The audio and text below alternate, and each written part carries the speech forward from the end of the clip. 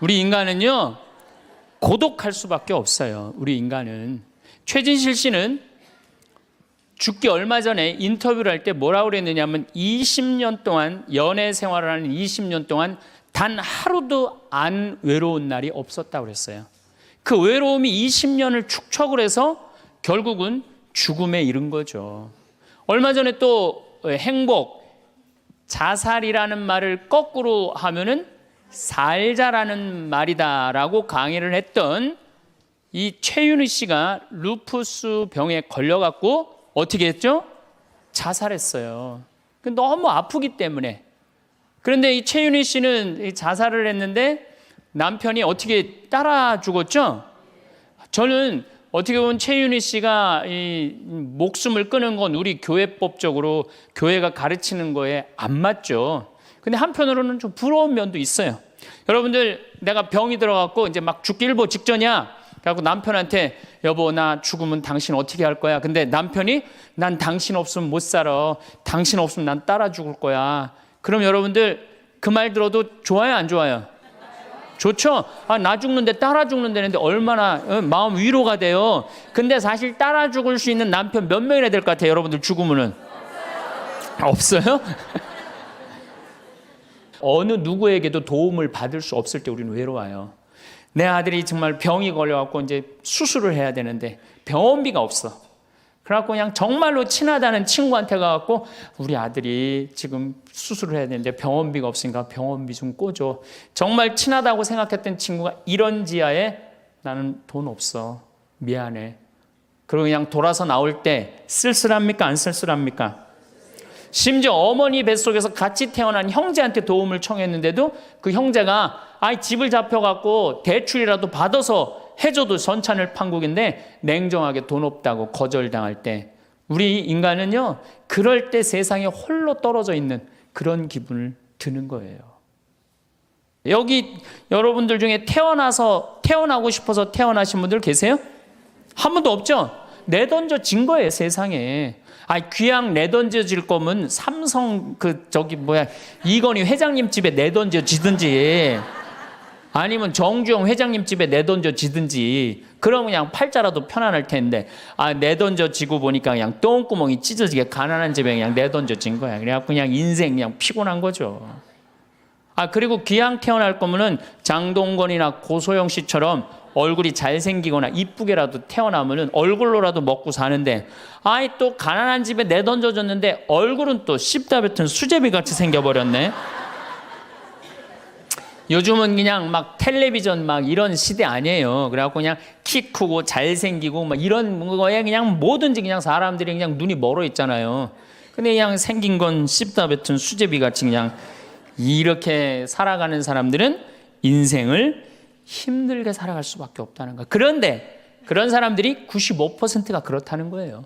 95%. 저나 여러분이나 내가 항상 하는 얘기지만 내 얼굴 이거 씹다 뱉은 수제비 같이 생겨갖고 이거 얼굴로 먹고 살기는 틀린 거죠. 다 평범하게 태어나는 거죠. 또 우리 언제 외로워요? 말이 안 통할 때 외로워요. 남편하고 말이 안 통할 때, 자식하고 말이 안 통할 때, 특별히 가족 간에 말이 안 통할 때 참 외로워요.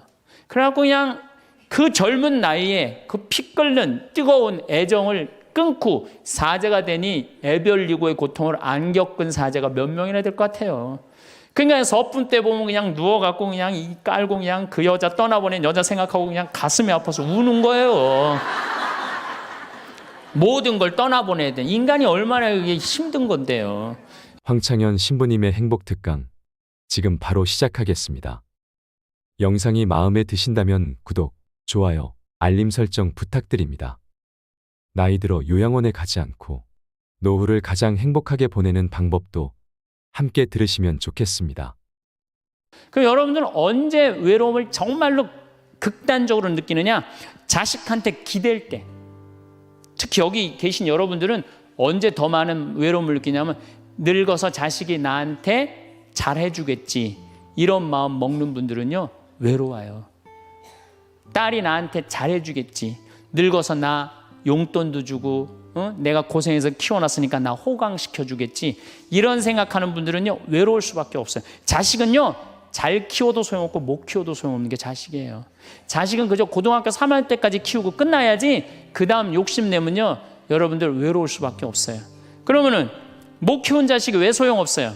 아니 그냥 중고등학교 때 속색이는 놈 커서도 속색이에요. 직장도 못 들어가고 그냥 빌빌거리고, 그리고 또 결혼해도 제대로 살지도 못하고 그냥 또 이혼해갖고 그냥 손자 그냥 나한테 맡겨갖고 힘들어. 그러니까 자식은 못 키우는 자식 소용없어요.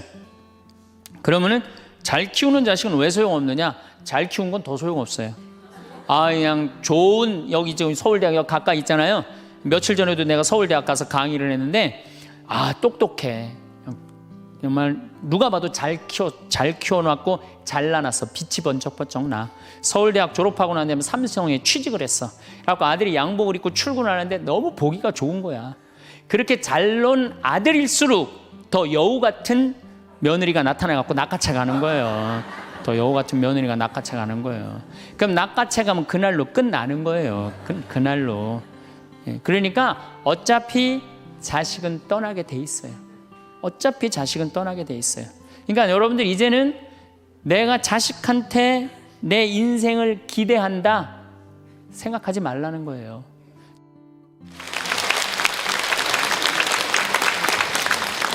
천민수님 반갑습니다. 네. 오늘은 주제가 지난번에는 요즘 평화방송에 화나십니까? 라는 주제로 강의를 나가는데 오늘은 외로우십니까? 라는 주제로 강의를 하도록 하겠습니다. 여러분들 외로우세요? 안 외로우세요? 안 외로워요? 안 외로운 분들이 계세요? 외롭죠? 사실은 여기 계신 분들 중에 단 한 분도 안 외로우신 분은 없어요. 예, 아무리 행복한 사람이라도 문득 외로울 때가 있어요. 아무리 행복한 사람이라도.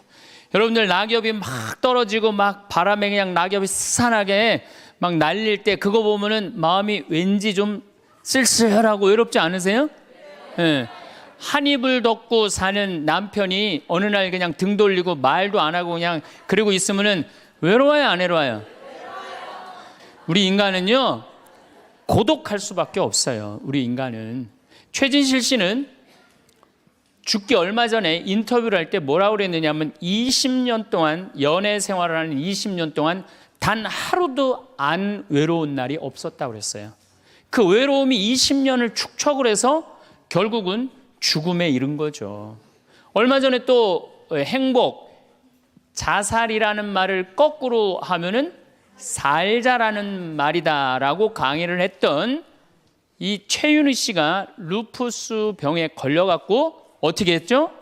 자살했어요. 너무 아프기 때문에. 그런데 이 최윤희 씨는 자살을 했는데 남편이 어떻게 따라 죽었죠? 저는 어떻게 보면 최윤희 씨가 이 목숨을 끊은 건 우리 교회법적으로 교회가 가르치는 거에 안 맞죠. 근데 한편으로는 좀 부러운 면도 있어요. 여러분들 내가 병이 들어갖고 이제 막 죽기 일보 직전이야. 그래갖고 남편한테 여보 나 죽으면 당신 어떻게 할 거야? 근데 남편이 난 당신 없으면 못 살아. 당신 없으면 난 따라 죽을 거야. 그럼 여러분들 그 말 들어도 좋아요, 안 좋아요? 좋죠?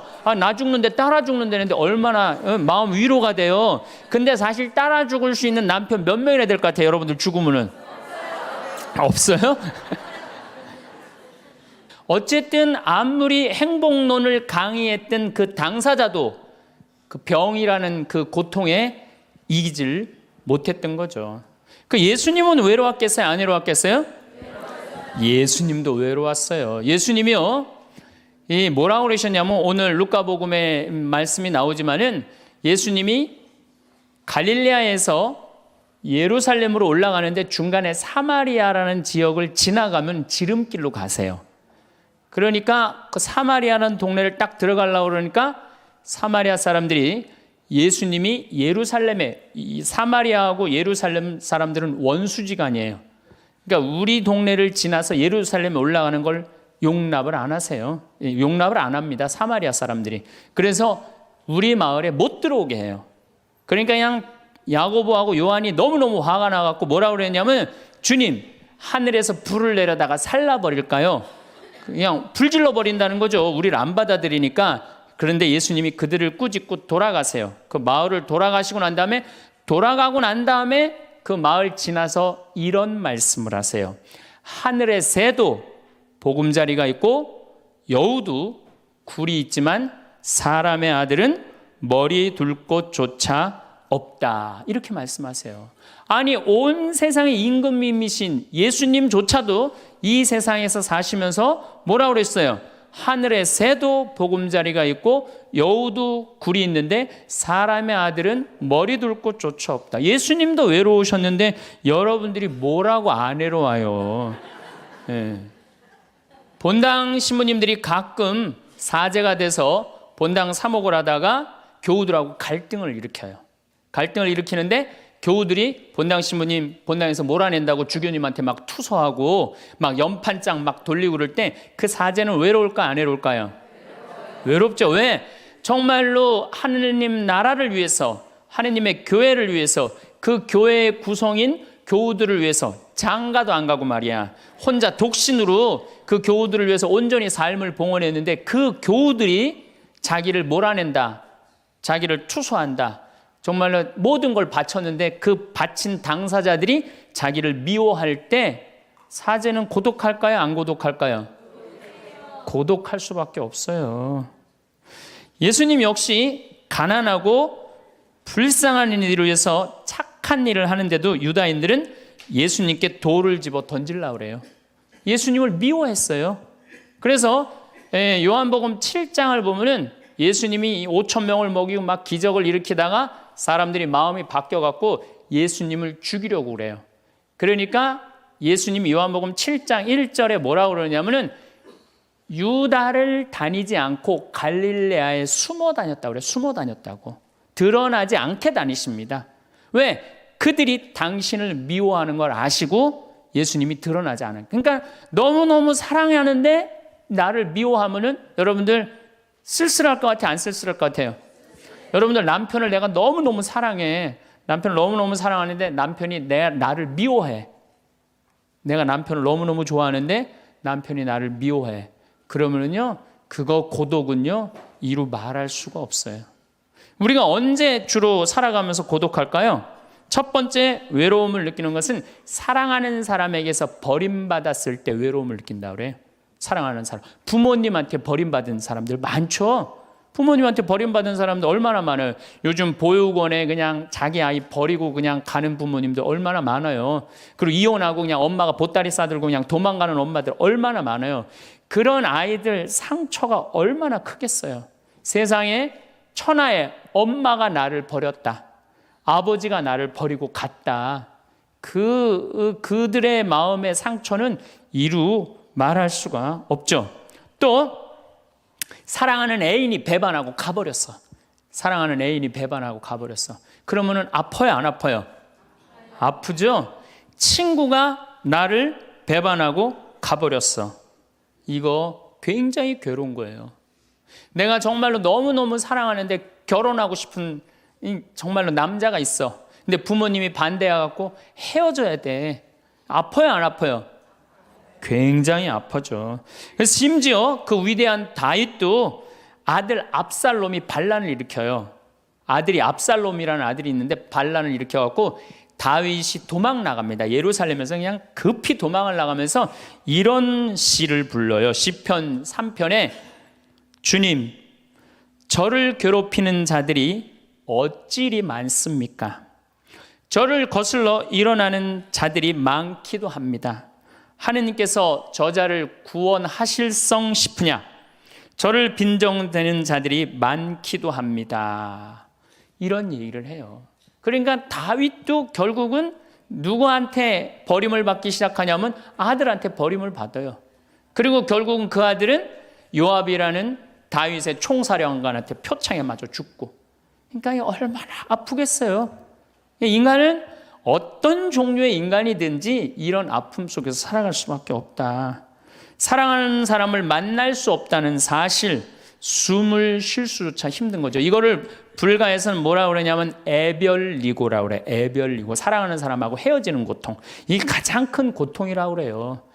우리 신학생들, 참 나는 우리 신학생들만 보면은요, 너무너무 거룩하고 아름답고 순결해요.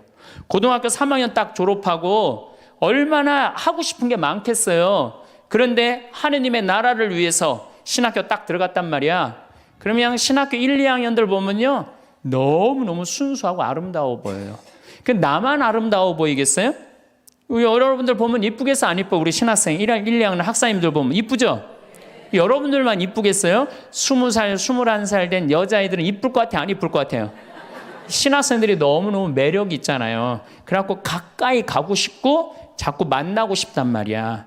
고등학교 때까지는 공부하다가 모르다가 그냥 신학생들도 딱 신학생이 돼갖고 그냥 이쁜 아가씨가 자꾸 옆에 있으면 마음이 끌릴 것 같아, 안 끌릴 것 같아요? 끌릴 수밖에 없어요. 사람은요, 어쩔 수가 없어요.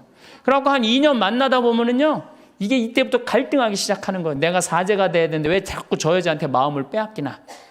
그래갖고 그냥 그때부터 고민하기 시작하는 거예요. 하느님을 선택할 것이냐, 여자를 선택할 것이냐. 그래서 신학교에서는 재미난 말이 있어요. 2말 3초라고 그래. 2학년 말, 3학년 1학기, 3학년 초, 이때가 가장 신학생들이 갈등을 많이 할 때예요.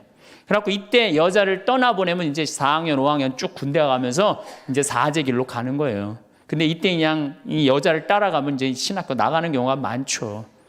그래갖고 그냥 그 젊은 나이에 그 피 끓는 뜨거운 애정을 끊고 사제가 되니 애별리고의 고통을 안 겪은 사제가 몇 명이나 될 것 같아요. 그러니까 서품 때 보면 그냥 누워갖고 그냥 이 깔고 그냥 그 여자 떠나보낸 여자 생각하고 그냥 가슴이 아파서 우는 거예요. 모든 걸 떠나보내야 돼. 인간이 얼마나 이게 힘든 건데요. 그러니까 여러분들 신부님들한테 잘하세요. 괜히 주교님한테 편지 쓰고 그러지 마시고.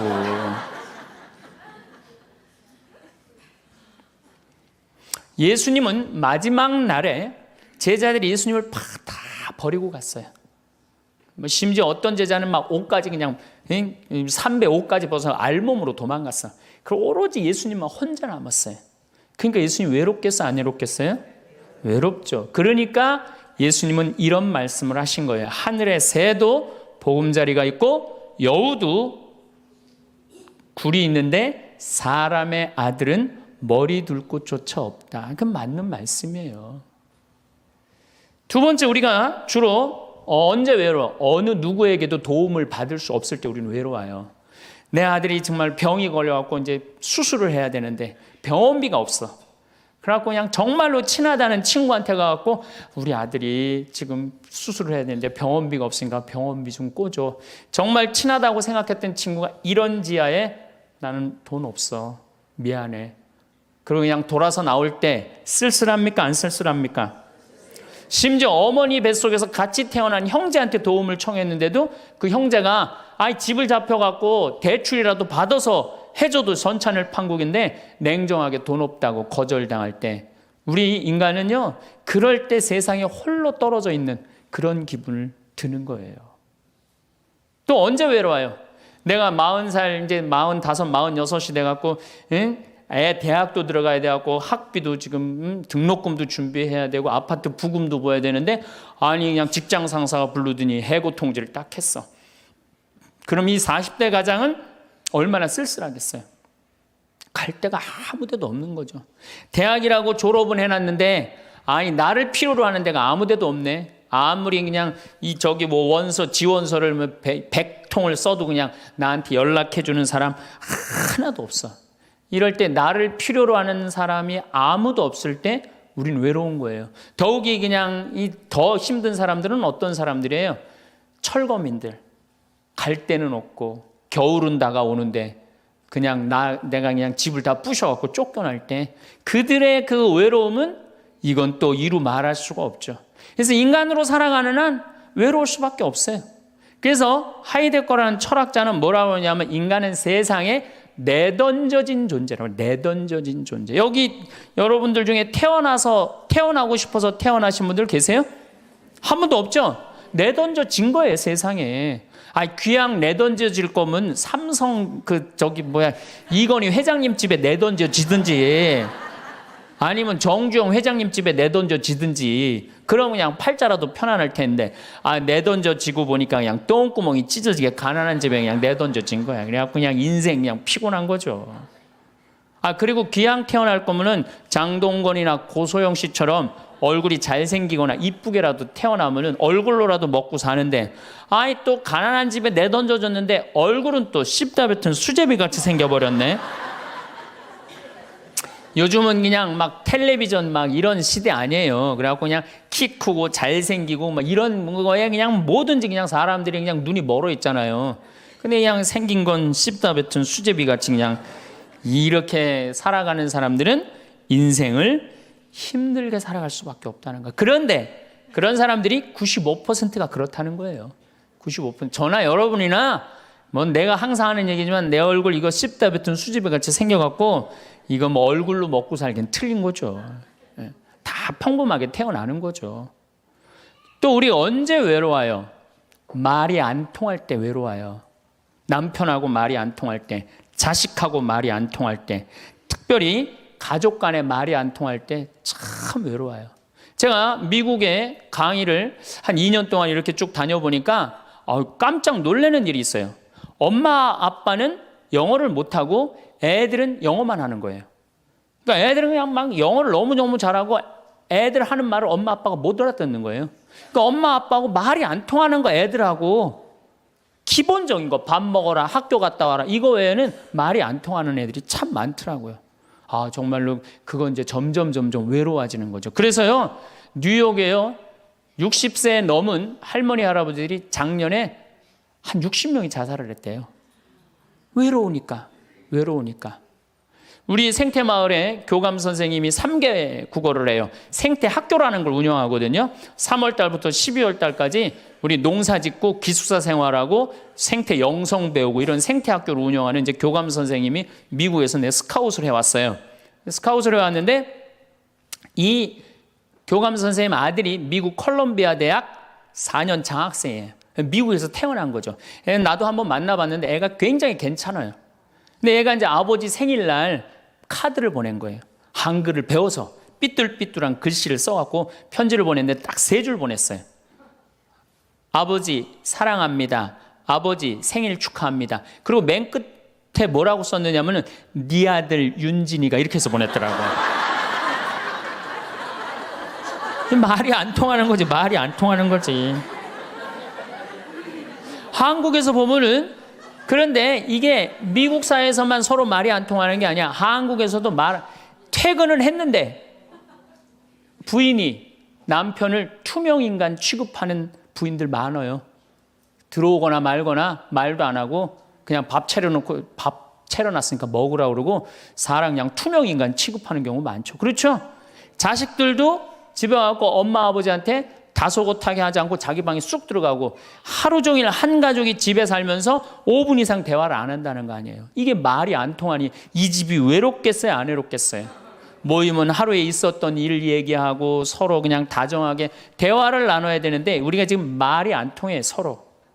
그 외로울 수밖에 없죠. 또 언제 외로워요? 이게 이제 저하고 여러분들하고 공통적으로 느끼는 거예요. 늙어가는 걸 느낄 때. 내가 뭔가 하나씩 뺏겨가는 걸 느낄 때 그때 외로워요. 내 젊음이 하나하나 떨어져 가는구나. 제가 굉장히 눈이 좋았어요. 1.5, 어떨 땐 2.0까지 나왔어요. 근데 요즘 핸드폰에 메시지가 오면은 일단은 내가 인상을 써요. 인상을 쓰고 이렇게 멀리 보기 시작해. 안 보이는 거, 글자가. 심지어는 내 동창들은요, 돋보기를 쓰는 동창들도 있어요. 벌써. 그래서 너 왜 돋보기를 쓰냐고 하니까 노안이 와갖고 신문이 안 보이는 거예요. 그 돋보기를 쓰고 있는 동창을 보면요, 슬프더라고요. 늙어가니까. 제가 젊었을 때 몸에 테스토스테론이 흘러 넘쳤어요. 진짜 남자다웠어요. 그래갖고 내가 눈물이라고는 한 방울도 안 흘렸어요. 얼마나 눈물을 안 흘리냐면 고등학교 2학년 때 우리 어머니 아버지가 내가 신학교 들어가기 전까지는 성당에 안 다니셨어요. 그러니까 이해가 안 됐잖아요. 반대한다고 어머니가 막 약 먹고 자살하고 막 정말로 아버지가 그 막 죽어가는 어머니를 막 끌어안고 저를 보고 뭐라고 그랬느냐 울면서 제발 신학교 안 간다는 소리 좀 해라. 내가 그랬는데도 눈물 한 방울 안 흘린 놈이에요, 내가. 물론 우리 어머니 아직도 안 돌아가셨어요. 아직도 안 돌아가시긴 했는데. 그런데 내가 나이가 46인데 이상한 일이 벌어졌어요. 내 몸에서 이제 테스토스테론은 안 나오고 남성 호르몬은 안 나오고 에스트로겐, 여성 호르몬이 나오는 모양인 것 같아요. 지난 2월 달에 우리 김연아 선수가 동계올림픽 금메달 땄잖아요. 따갖고 그냥 더욱이 또 우리 세례 받았잖아. 근데 내 딸이 그냥 금메달 따갖고 그냥 동해물가 올라가는데 그냥 그 묵주 반지가 딱 보이는데 눈물 한 방울 딱 떨어지는데, 아니 김연아 선수 눈물 한 방울 떨어지는데 왜 내 눈에서 눈물 10방울이 떨어져? 자동이야, 자동. 요즘은 그냥 텔레비전에서 슬픈 것만 봐도 어떻게 돼요? 눈물이 뚝뚝 떨어져요. 내가 이제 늙어가고 있는 거예요. 네. 내 몸에서 이제 여성 호르몬이 나와갖고 자꾸 감성적으로 되는 거예요. 감성적으로. 반대로 여자들은 몸에서 이제 에스트로겐은 안 나오고 테스토스테론이 나와요. 남성 호르몬이 나와요. 그래갖고 50 넘은 여자들을 보면요, 여자 같은 여자는 하나도 없어요. 깡패 같은 여자들만 그냥 천재 있어요. 깡패 같은 여자. 그냥 몸에서 근데 에스트로겐이 빠져나가면은요, 여성 호르몬이 빠져나가면은요, 기억력도 같이 빠져나간대. 기억력도. 그래갖고 그냥 장을 보러 나가야 되는데 그냥 지갑을 어디다 놔뒀는지 알 길이 없는 거야. 온 집안을 다 뒤져도 지갑이 없는 거예요. 그래갖고 열받는다고 냉장고 딱 열어보니까 김치통 위에다 지갑 딱 올려놔. 아이고, 내가 왜 이럴까? 내가 왜 이럴까? 심지어는 어떤 분은 막 1층에서 2층 올라가면서 올라가는 중간에 무슨 일을 하러 올라가는지 까먹는 분도 계세요. 그런 분들 많죠? 더 심각한 분은 어떤 분이냐면 1층하고 2층 중간에 서서 고민하기 시작하는 거예요. 과연 내가 지금 2층에서 내려오고 있는 중이었을까? 1층에서 올라오고 있는 중이었을까? 깜짝깜짝 놀라는 거죠. 심지어는 저는 어떤 분까지 봤느냐면은 핸드폰을 하면서 지금 내가 핸드폰을 찾는데 내 핸드폰 어디 있지? 이러고 있는 사람들도 있어요. 그런 분들도 있어요. 늙어가는 거죠. 늙어가는 건 굉장히 슬픈 거예요. 젊음을 빼앗기는 거, 이런 것들이 자꾸 우리를 슬프게 하죠. 한숨이 나오죠. 더욱이 아줌마들은요, 40이 넘으면 확 갑자기 몸에 얼굴이 열이 확 올라왔다가 열이 확 식었다가 그러죠. 감정의 기복도요, 막 기뻤다가 슬펐다가 분명해요. 울었다 웃었다가 분명해요. 그러면 자식 붙잡고 네가 인생을 어떻게 살라고 그러냐고 막 울다가 갑자기 그냥 성당 친구가 전화 오면은 언제 그랬냐는 듯이 내가 오늘 신부님을 강의를 들었는데 너무 재밌다고 막 깔깔깔깔거리고 막. 그러면 아들이, 딸이 엄마 도대체 왜 그래? 이 소리를 들으면요, 여러분들은 심각하게 늙어가고 있는 거예요. 엄마 도대체 왜 이래? 내가 이제 늙어가는 거죠. 그럴 때 우리 인간은 외로움을 느낀다는 거죠. 우리가 언제 외로울까요? 아플 때 외롭다 그래요. 아플 때. 구약의 유명한 욥은 온몸에 종기가 나서 사람들이 자기를 무시할 때 이런 노래를 부릅니다. 내 형제들은 내게서 멀어지고 내 친구들은 남이 되어 버렸다네. 친척과 친지들은 떨어져 나가고 집안 식객들은 나를 잊었으며 계집종들은 나를 낯선 자로 여기니 저들 눈에 나는 이방인이 되었다네. 내 입김은 아내에게 메스껍고 내 몸에 나는 악취를 자식들에게 풍긴다네. 어린 것들조차 나를 업신여기고 내가 일어서려고만 해도 나를 두고 비아냥거리네. 내게 가까운 동아리도 모두 나를 역겨워하고 내가 사랑하는 자들도 내게 등을 돌리는구려. 이 아픔은요, 이게 우리 인간이 아직 가장 서러울 때가 아플 때예요. 그건 내 남편도 필요 없고 자식도 필요 없을 때가 굉장히 많죠. 그렇죠? 아플 땐 그래요. 어떤 분이 그런 얘기를 하더라고요. 나하고 나이가 비슷한 분인데 자기가 고등학교 때 엄마가 참 자기를 사랑했는데도 불구하고 하루는 굉장히 토했대요. 근데 밤새 토했는데 엄마가 나 토하는 걸 아는데도 문 한 번 안 열어봤을 때 그렇게 외롭고 쓸쓸하고, 지금도 그 20몇 년 전 그 생각을 하면은 지금도 외롭고 섭섭하다는 거예요.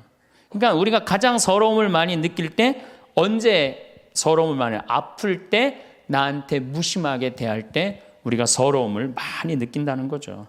그래서 시편 69편에 이런 얘기가 있어요. 하느님, 저를 구하소서. 목까지 물이 들어찼습니다.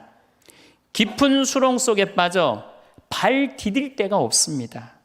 물속 깊은 곳으로 빠져 물살이 저를 지칩니다. 소리 지르느라 지치고 저의 목도 쉬었습니다. 저를 까닭없이 미워하는 자들이 제 머리카락보다 많습니다. 제가 빼앗지도 않았는데 물어내라 합니다. 저는 제 형제들에게 남이 되었고 제 어머니의 소생들에게 이방인이 되었습니다. 물살이 저를 지치지 못하고 깊은 물이 저를 집어삼키지 못하며 심연이 저를 삼켜 그 입을 다물지 못하게 하소서. 인간은 이렇게 누구나 다 힘들고 외롭다는 거예요. 하다못해 같은 이불을 덮고 사는 남편도 내 마음 몰라주고 나 비난하고 몰아세울 때 우리는 외롭고 고독해서 극단적인 방법을 선택하기도 해요. 여러분들 어때요? 우리 여기 자매님들 많으신데 남편 생일에 미역국 끓여주고 자식 생일에 미역국 끓여주고 시부모 생일에 미역국 다 끓여줬어. 근데 정작 내 생일을 미역국 끓여주는 사람 있어요? 네, 없죠? 그래도 내 생일인데 그래도 그냥 생일이니까 그냥 미역국 자기가 이제 끓이는 거야. 근데 아무도 몰라. 미역국 왜 끓였어? 그리고 앉아서 먹는데 그냥 그 미역국을 떠서 먹는데 눈물이 뚝뚝 미역국에 떨어져요? 안 떨어져요? 아무도 나를 몰라줄 때. 그래서 외로움을 많이 느끼는 분들이 여성 주부들이 많이 느낀대요. 애들은 공부하러 학교 다니고 남편은 직장 다니고 빈집을 지키고 있으면 그렇게 쓸쓸하대요. 그래서 이걸 뭐라고 그러냐면은 빈둥지 증후군이 있대요. 빈둥집 증후군. 빈둥지에서 그냥 혼자 그냥 굉장히 그러니까 40대 50대 주부 우울증이 그렇게 많은 거예요. 네, 그분들이. 그런데 놀랍게도 독신으로 사는 여성보다는 결혼한 여성이 더 외롭대요. 독신으로 사는 혼자 사는 여자는 자기가 처음부터 외로울 거라고 생각을 하고 혼자 그냥 미역국 끓여 먹으면 당연하게 생각을 하는 거야. 근데 결혼한 사람은 바라는 게 많잖아요. 근데 남이 안 해주면 더 외로운 거야. 근데 놀랍게도 더 놀라운 건 뭐냐? 40대 자살률을 보면은 여자보다도 남자가 3배 더 많이 죽는데요. 그러니까 여러분들보다 누가 더 많이 외로움을 탄다고 생각하시면 돼요? 남자가 더 많이 탄다고 생각하면 돼요. 이 인간이 다 외로운 거야. 어떻게 보면 다 불쌍해. 여기 있는 분들 한 분 한 분 예수님 오면 다 안아줄 거야. 너 그동안 외로웠구나. 내가 안아주마. 다 그럴 거예요. 여기서는 웃고 있지만 막상 돌아가서 집에 가보면 눈물을 흘리는 분들 많을 거라는 얘기죠. 저는 외로울 것 같아요? 안 외로울 것 같아요? 저도 외로워요. 제가 92년도 철산성당에서 보좌신부, 경기도 광명 철산성당에서 보좌신부를 했는데 한 12월 15일쯤 됐어요. 아이들이 연합고사 본 날이에요.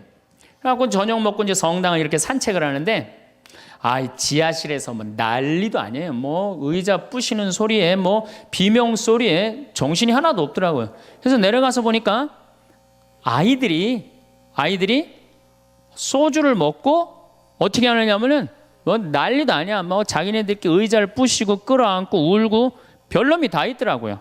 별놈이 다 있어갖고 니네들 도대체 왜 그러느냐? 저는 중학교 아이들이 술 먹고 담배 피는 거 내가 본당 신부할 때 나한테 걸려도 난 한 번도 혼낸 적이 없어요. 애들. 왜 혼낸 적이 없냐면 내가 중고등학교 때 술 담배 다 했거든. 뭘 혼을 내? 그래서 야 니네들 사제관에 좀 올라와 봐라. 신부님이 혼내지 않고 사제관으로 올라오라고 그랬고 딱 앉혔어요. 한 15명을 남자 여자 다 앉아갖고 니네들 도대체 무슨 일 때문에 이렇게 술을 먹고 성당 기물을 부시냐 얘기를 좀 해봐라. 그랬더니 마침 그 아이 중에 한 아이가 엄마 아빠가 이혼을 한 거야. 자기네들끼리 위로해 준다고 마침 시험도 끝나고 소주를 지금이야 18도 19도지만 그때는 24도짜리 소주 아니에요. 중학교 3학년 애들이 그거 먹고 그냥 필름이 끊어진 거죠. 그래갖고 이제 앉혀갖고 그냥 귀양 나온 얘기는 니네들 인생을 한번 얘기를 해봐라. 이제까지 살아온 거. 그랬더니 애들이 그냥 15년, 16년 살아온 인생 그냥 나름대로 그냥 쫙 밤 12시가 넘은 거예요. 그래갖고 오늘은 너무 늦었으니까 니네들 귀양 이렇게 술이 취했으니 집에 가지 말고 신부님 집에서 자라. 사조관에서 15명 다 집으로 전화해라. 만약에 엄마 아빠가 뭐라고 의심을 하면 나를 바꿔줘라. 그래갖고 내가 몇몇은 내 통화를 해갖고 내가 오늘 재울 테니까 걱정하지 말라고. 그리고 애들한테 니네들 술은 이렇게 먹는 게 아니다. 그래갖고 내가 또 꼬냑을 또 한 병 꺼내갖고 한 잔씩 탁 따라주면서 아이들하고 정말로 다정한 얘기를 했어요. 그러니까 아이들이 너무 좋잖아요. 술을 먹었는데 혼을 내기를 하나, 또 신부님이 방에서 재워주지, 자기 얘기 다 들어주지. 그래서 내가 2월 달에 발령을 받아갖고 떠나는데 가지 말라고 애들이 일주일 동안 우는 거예요. 가지 말라고. 신부님 우리랑 살자고. 그래갖고 내가 발령 받아가는 애들 발령 받아가는 날 30명이 학교를 안 간 거예요. 가지 말라고. 그래갖고 제가 이제 수원으로 이제 발령을 받아갔는데 토요일만 되면은 전철을 타고 내려오는 거예요. 토요일만 되면은 30명이. 그래갖고 한 주, 두 주 오다 말겠지. 그런데 애들이 3개월 동안 계속 내려오는 거예요. 나보고 싶다고. 생각해보니까 이렇게 하면 안 되겠더라고. 이렇게 끌고 다니다가는 10년 후에는 한 3,000명 끌고 다니겠더라고요. 그래서 사제는 본당을 떠나면은 인연을 끊어야 되는구나. 그때 깨달았어요. 그 다음 사제가 정말로 사목을 잘할 수 있도록 떠난 본당에 일체 연락하면 안 되고 떠난 본당 사람들하고 어울리면 안 되는구나. 그때 깨달았어요.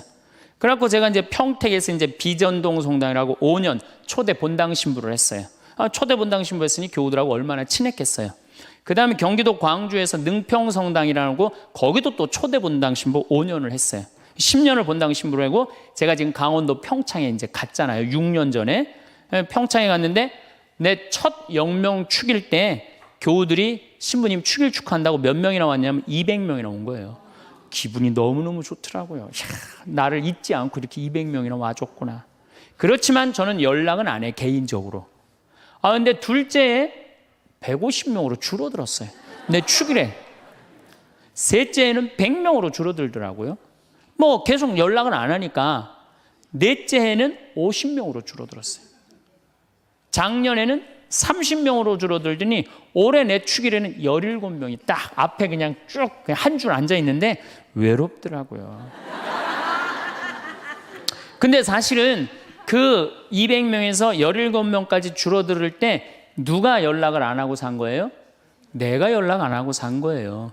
사실은 그 외로움을 누가 먼저 만들었냐면 내가 먼저 만드는 거예요.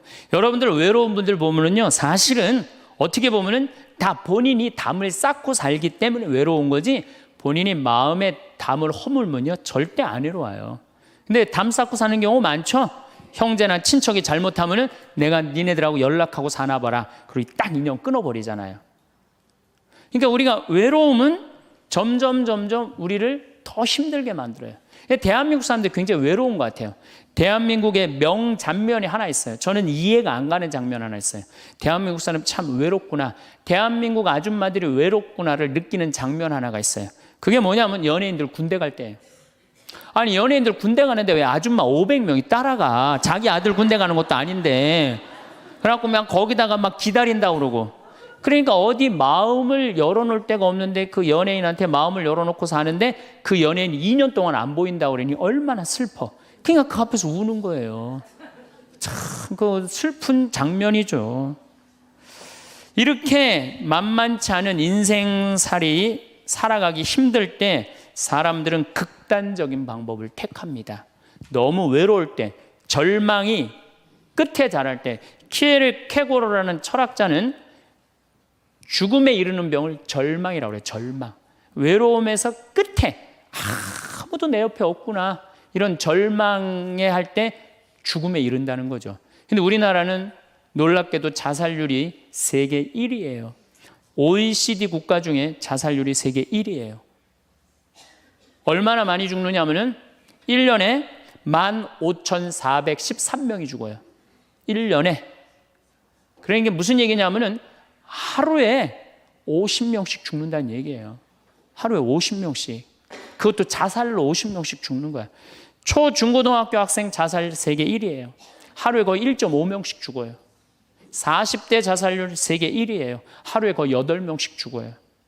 60대 자살률 세계 1위예요. 하루에 12명 정도 죽어요. 더욱이 60세 우리 할머니 할아버지들 30대 40대 이 죽는 거의 원인의 1위는 뭐냐면요, 자살이에요, 자살. 근데 60세는 10만 명당 미국이 10명에서 11명 자살합니다. 일본이 10만 명당 35명 자살해요. 근데 우리나라가 10만 명당 몇 명이 자살하냐면 71명이 자살해요. 그러니까 대한민국의 할머니, 할아버지들이 더 외로운. 그러니까 우리나라는 애들도 외롭고 어른들도 외롭고 할머니, 할아버지도 외로운 거예요. 그러니까 자살하는 거죠. OECD 경제개발협력기구 국가 중에 자살률이 제일 없는 나라가 어느 나라냐면 그리스라는 나라예요. 이 나라는 몇 명이 자살하느냐면 10만 명당 2.6명이 자살을 해요. 2.6명이.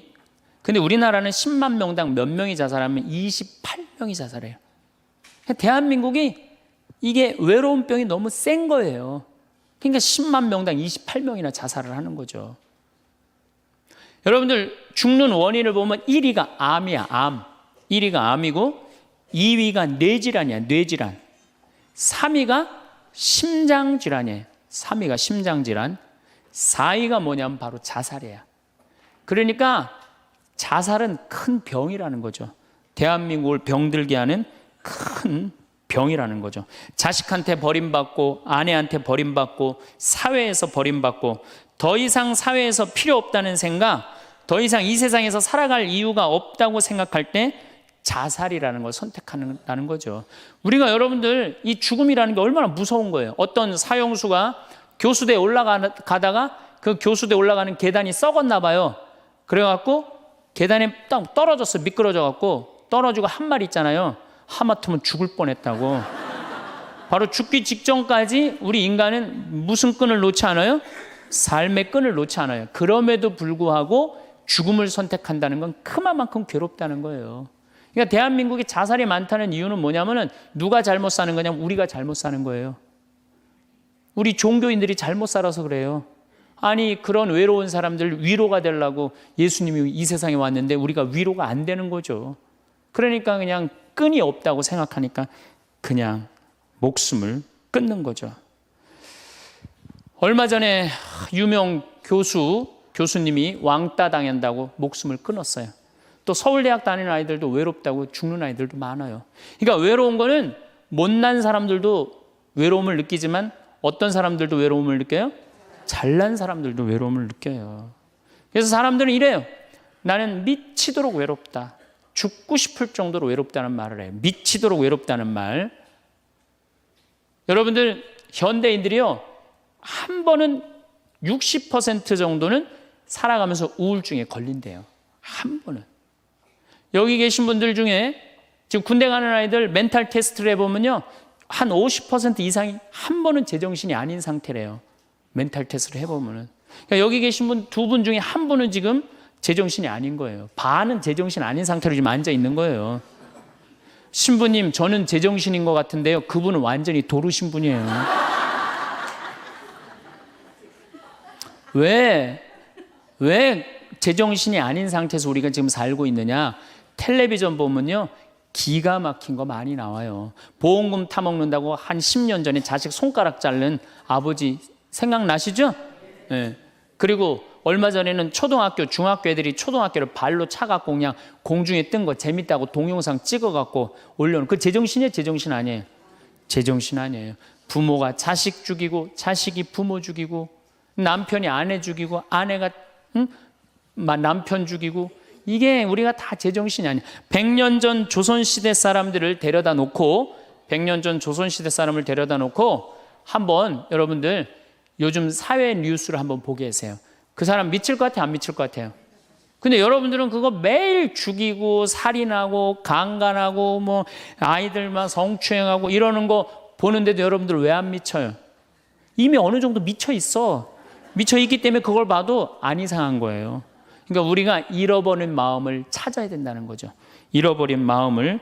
그러니까 외로운 사람들끼리 서로 모여서 서로 위로가 돼야 되는데 외로운 사람들이 뭘 하느냐면 컴퓨터 게임에 미쳐 있는 거예요. 컴퓨터 다 사람은 안 만나고 기계만 만나는 거예요.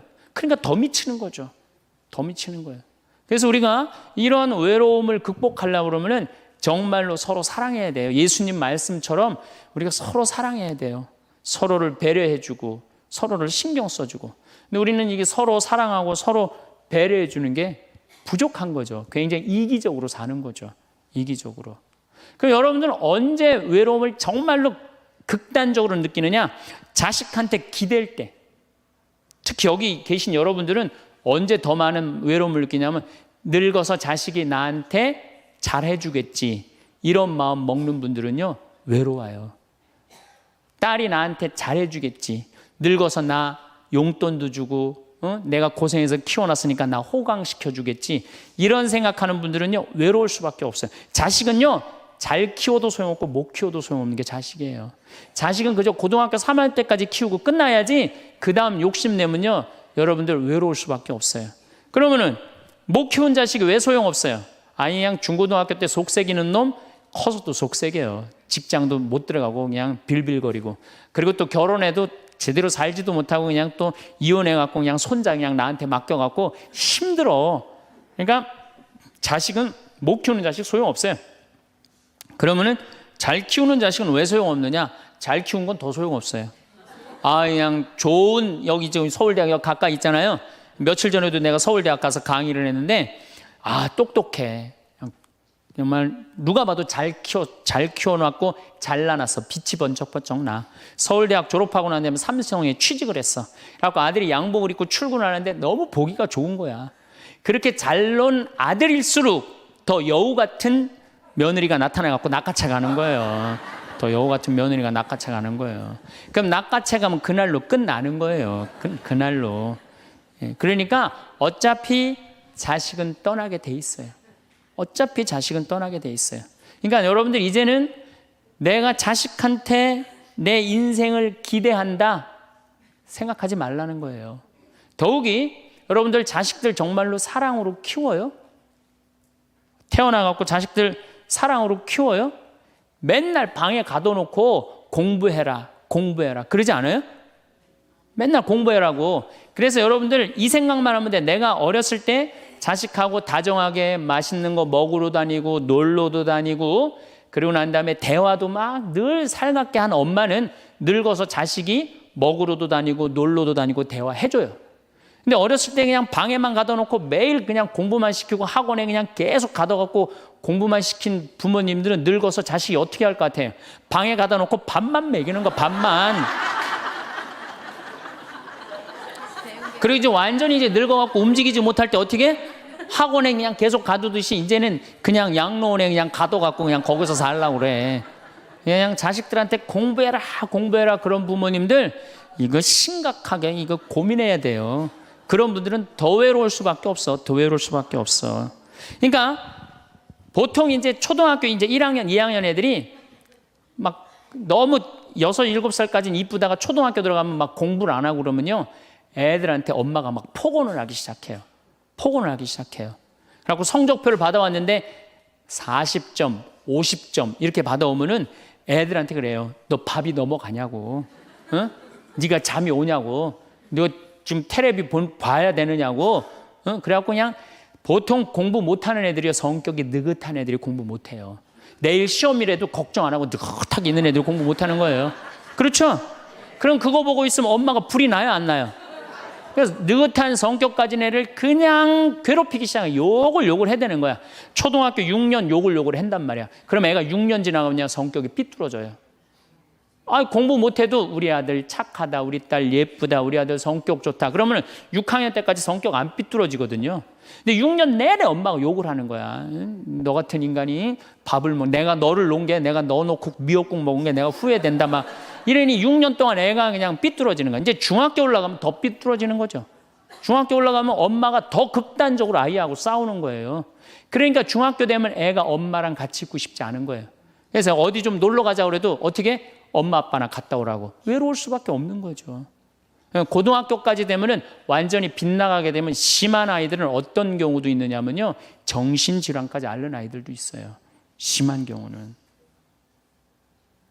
그래서 보통 엄마들이 어느 정도로 우리가 정말로 한심하냐 하면은 이제 자기 아이가 태어나면은 꿈에 부풀어 있는 거예요. 자기 아이가 천재인 줄 아는 거, 천재. 그래갖고 막 엄마, 아빠 그러면 막 천재가 말하는 것 같은 거야. 막 1살, 2살짜리. 그래갖고 내 아들 천재, 내 딸 천재라고 우유를 먹여도 아인슈타인만 먹여요. 천재 먹으라고. 아인슈타인 우유만 먹는 거야. 애가 그냥. 그래갖고 그냥 초등학교 들어갔는데 이놈이 천재인 줄 알았더니 섞어 놓으니까 아인슈타인 정도는 아닌 것 같아. 그래서 우유를 바꿉니다. 서울 우유로 바꾸는 거야. 서울 우유로. 그래서 서울대학은 가라고 서울로 바꾸는 거예요. 6년 동안 서울 우유 죽으라고 먹였어. 근데 중학교 올라갔더니 이게 컴퓨터 게임에 빠지기 시작하네. 그래갖고 그냥 성적이 보니까 이거 뭐 아닌 것 같아. 그래서 엄마가 마음을 또 바꿔. 연세 우유로 바꿔. 연세 우유로. 고등학교 들어가 보니까 이건 뭐 진짜 아니야. 그래갖고 그래도 엄마가 포기를 못하고 무슨 우유를 먹이냐면 건국 우유를 먹어요. 건국 우유를. 근데 사실은 이 우유까지는 괜찮아요.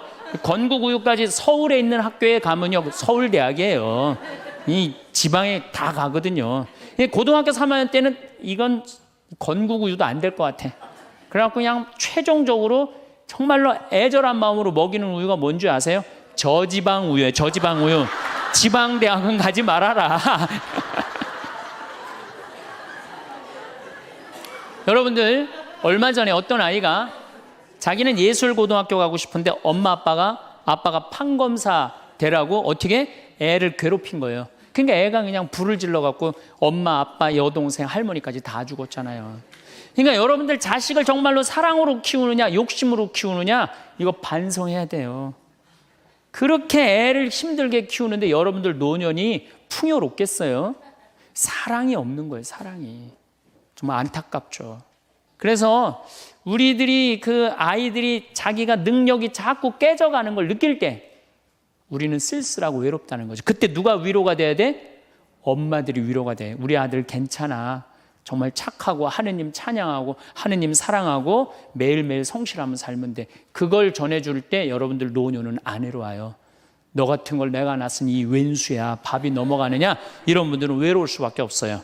다음 시간에 정말로 우리가 부모 자식이 얼마나 중요한지에 대해서 이어서 하도록 하겠습니다. 감사합니다.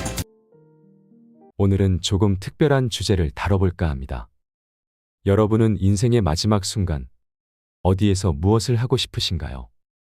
저는 홀로 되더라도 나의 보금자리에서 내가 하고 싶은 일을 하고 먹고 싶은 것을 먹으며 지내다 마지막 순간을 고요히 맞이하고 싶습니다. 큰 바람이 없는 것 같아 보이지만 이렇게 되는 것조차 힘든 것이 현실이랍니다. 대부분의 어르신들이 공통적으로 갖고 있는 걱정이 하나 있는데요. 그것은 바로 나이가 들어가면 결국 죽기보다도 싫은 요양원에 가야 하지 않을까 하는 걱정입니다.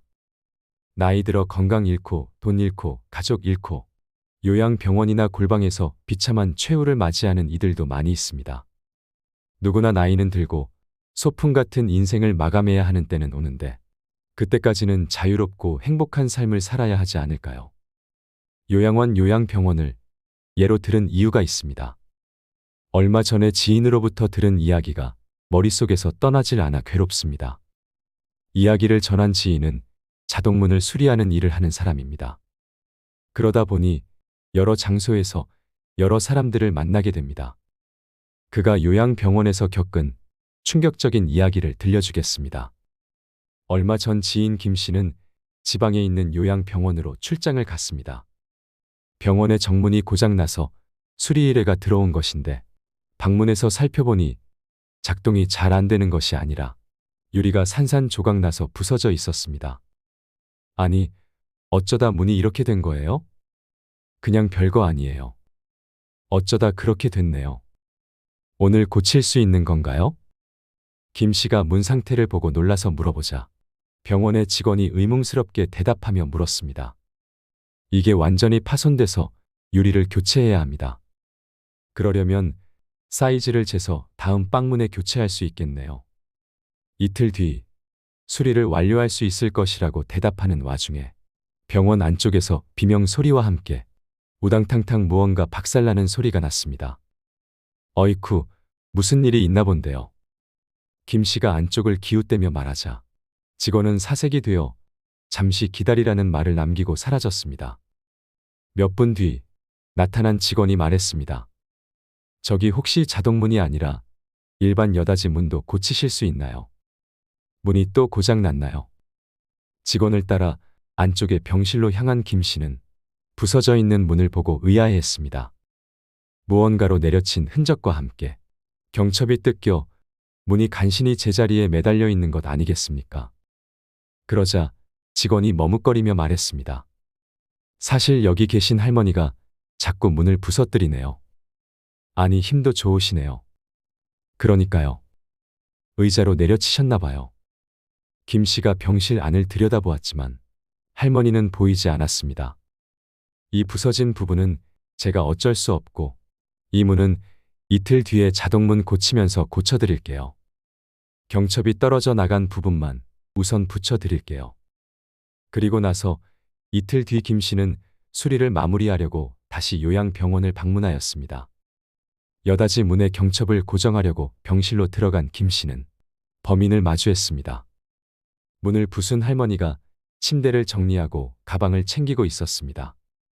금방이라도 퇴원을 할 것 같은 모습이었습니다. 그리고 나선 가방을 끌어안고 침대에 멍하니 앉아있는 할머니를 힐끔 쳐다본 김 씨는 하던 일에 다시 눈을 돌렸습니다. 그때 할머니가 김 씨에게 말을 걸었습니다. 고쳐봐야 소용없어요. 내가 다시 뜯어버릴 거니까. 평온한 표정으로 그렇지 않은 내용의 말을 하는 할머니가 무서웠습니다. 장소가 장소인지라 할머니가 갑자기 해코지라도 할까봐 겁이 나지 않겠습니까?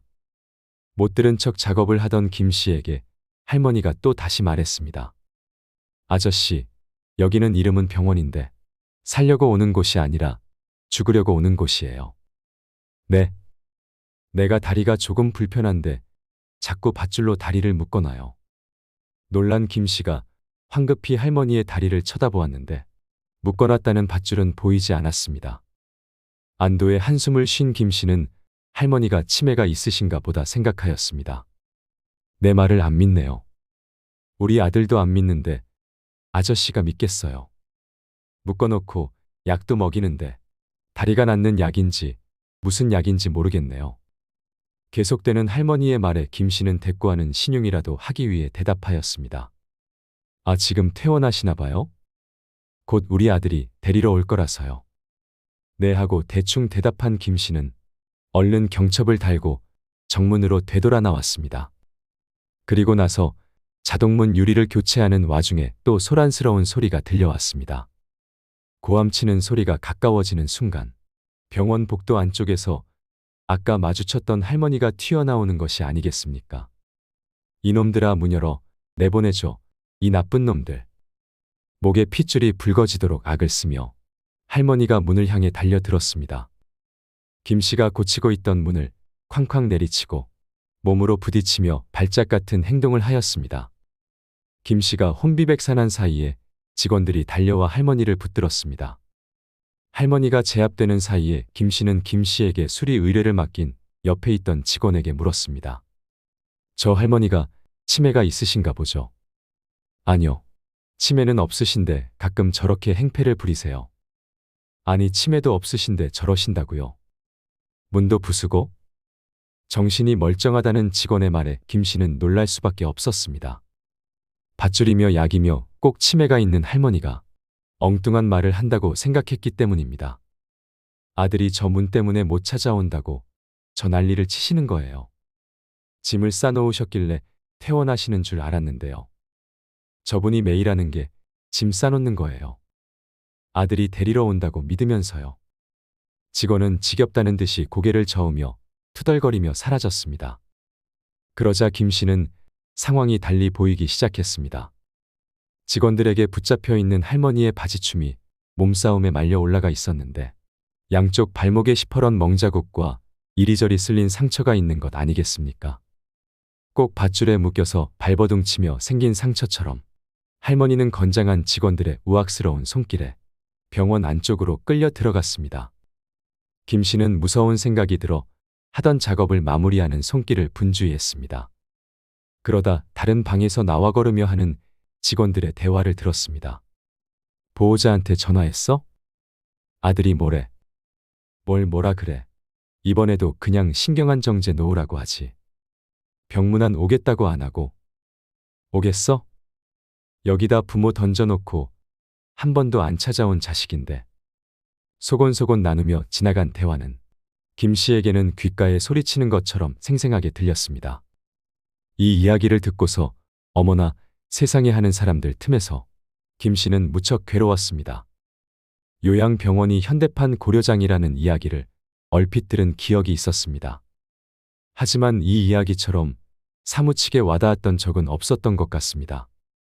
듣고도 믿기 힘든 요양병원의 현실입니다. 누구나 나이는 들고 노인이 될 것입니다. 나도 한때는 젊음이 영원한 줄로만 알았습니다. 하지만 그렇지 않다는 것과 늙으면 홀로 됨을 세월이 흐르며 알았습니다. 하지만 강제로 자유를 빼앗긴 채 비참한 노후를 보낸다는 상상은 해본 적조차 없었습니다. 이렇게 주변에서 들리는 사연 속 비참한 주인공이 내가 되지 않으란 법이 있을까요? 이야기 속 할머니도 자신의 미래에 이런 장면을 떠올리진 못했을 것입니다. 그래서 깊게 생각하게 되었습니다. 그런 삶을 살지 않으려면, 싸늘한 병원에서 인생을 마무리하지 않으려면 어떻게 해야 할지에 대해 생각하게 되었습니다. 나이 들어 요양원에 가지 않고 독립하여 노후를 건강하게 보내려면 어떻게 해야 할까요? 늙어서도 늘 보고 싶은 부모가 되는 방법은 바로 이것입니다. 첫 번째, 가장 중요한 것은 바로 돈입니다. 슬프지만 현실이 그렇습니다. 돈 있는 부모가 자식에게 버림받았다는 이야기는 들어본 적 없습니다. 내 한 몸 건사하고 노후를 보낼 수 있을 만큼의 자금이 있어야 합니다. 우리는 젊음을 자식 키우는 데 바쳤지만 우리의 자식은 그들의 자식들에게 또다시 젊음을 바치지 않을까요? 부모는 그때 짐으로 여겨지지 말아야 합니다. 자식을 위해서가 아니라 나 자신의 삶을 위해서는 돈 이것이 꼭 필요합니다. 그러려면 노후에 대한 준비가 되어 있어야 할 텐데 우리나라에 노후 걱정 없는 이들은 많지 않습니다. 그러니 악착같이 내 몫을 챙기십시오. 두 번째로 빠질 수 없는 것이 내 건강 내가 지키는 것입니다. 요즘 시대를 일컫는 말이 바로 이것입니다. 유병장수. 참 무서운 말입니다. 100세 시대라 오래 살긴 하는데 병들어 오래 살면 무슨 불행일까요? 술과 담배를 멀리하고 좋은 것 먹고 운동도 하며 그리 살아야 무병장수의 근처라도 갈 것입니다. 하지만 그리하여도 모든 병을 피해갈 수는 없습니다. 그럴 땐 부지런히 병원에 가십시오. 나도 그러했지만 아파도 대수롭지 않게 넘기고 병원과 원수진 듯이 사는 이들이 많습니다. 나이 들면 아픈 것이 정상이겠거니 생각하고 대충 집에 있는 약만 먹으며 살고 있지는 않는지 자신을 되돌아봐야 합니다.